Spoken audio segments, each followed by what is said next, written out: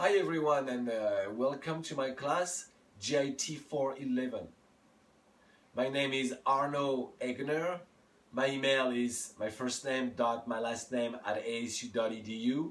So it's Arno, A-R-N-A-U-D dot Egner, E-H-G-N-E-R at asu.edu. Now, we've taken many classes together. You guys taking 2 of my classes, previous classes. That's your 3rd one. So please, now we know each other fairly well. Call me Arno. I couldn't make a video out of Sky Song with a nice backdrop in my back, but I thought for the last video you would appreciate more to see who I am personally. And it's very simple. I'm a gamer, just like you guys. I like video game. I like to recreate real life in a fake or virtual environment. And that's why what you see right here behind me, that aquarium projecting on my windows. This is a video mapping projection that recreates the illusion of being behind an aquarium, basically, which is very relaxing to me. I use that all the time, by the way, to relax me when I'm stressed. And just looking at things like that. So, what do I like to do? Well, first of all, I'm what's called an ABF. I'm an American-born French. I was born in Paris in the late 60s, migrated to the USA in the early 90s, late 80s. Went to ASU, got degrees in journalism and communication, went to other school, got an MBA, Master in Business Administration, and I also have a degree, a law school degree from France, which I've never worked in that industry whatsoever. Originally, I didn't have a business of video game. I had a business in furniture manufacturing. That's right. I manufacture furnitures for large corporations like Rocher-Beaubois and Copenhagen furniture stores. That's how I got into 3D, believe it or not. Yeah, let me explain to you a little bit. That's why I'm explaining you that, because sometimes life doesn't take the road you think it would do. And you might find your way in a different street. So I had that corporation that I got from my mom, actually, that was manufacturing furniture. It was a small mom and pop type of business. She was doing okay. Nothing huge, nothing mass production. So I decided to take it to another level, to mass production. So I started to do sampling of furnitures for our next line, basically, and present it to our clients. What struck me right away is that out of 10 furnitures, only 3 or 4 of them they would really like and buy. The other, they would not even buy them. And the 3 or 4 that they liked, they would change them quite a bit to accommodate their taste. It was a waste of time and a waste of cash on manufacturing for us, as we had to create real samples for everything over the year. So at that time, I've heard of a 3D software that could recreate 3D objects that look like real. At that time, it was 3D Max. I thought that was a great idea. I'm like, well, if I can make them in 3D, I won't waste any time doing it for real. I won't waste any equipment. I won't waste any, wood or anything like that. And when they don't like it, we'll just scrap it. And the one that they like, but want to modify, I can modify them in front of them right there to their taste. I thought that was the big thing. So I bought 3D Max, one of the first versions, by the way, and started to do furniture, 3D furnitures. Nobody knew how to do it in my corporation. I didn't find anybody that I thought would do it in 3D hiring-wise. There was no one for that, so I decided to do it myself. I was very intrigued into it. I was always a gamer. My first console wasn't in television when I was a kid. My dad bought me that. So I was always a gamer. So, and I seen what 3D could do for game. It was just the beginning though. So I was like, well, okay, let's do that. I was intrigued, you know. That's why curiosity is very important for you guys. And I decided to do it. It was hard. I'm not gonna lie to you guys, that was hard. There was no books, it was nobody to teach me how to do it. I had to go through the L file and teach it myself, which I did. I was very successful with that first collection of 3D objects for my furniture business. When I presented it to my client, they really liked it. They thought it was really, you know, high tech. It was really, you know, demonstrating that we had money in our corporation, which actually was trying to the inverse, actually trying to do the inverse.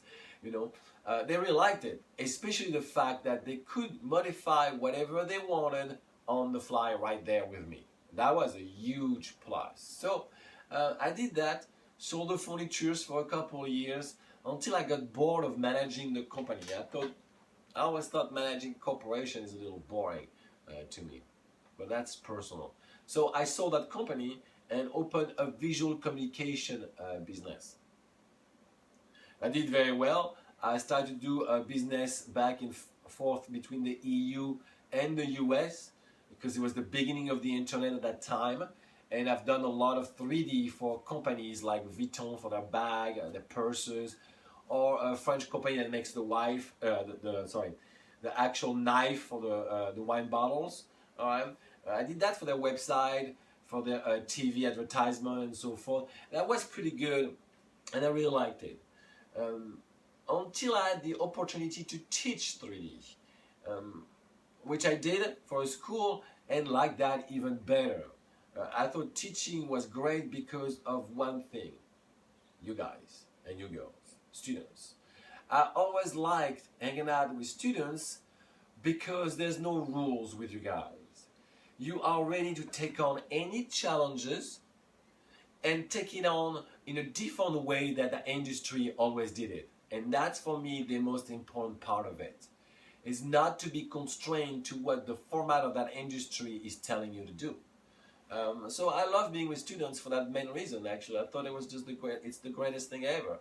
So I started to teach and did very well right away in teaching and liked it so much that I actually sold my company to go full-time teaching. After talking to my wife, of course, I'd say, hey, if that's what you want and you're happier doing that, do it. So I did it. And I started teaching for a while in a school in Tempe. Actually, I taught first in a school in San Diego, and then I moved from San Diego to Arizona back because I liked Arizona the best, frankly. I'm used to Arizona.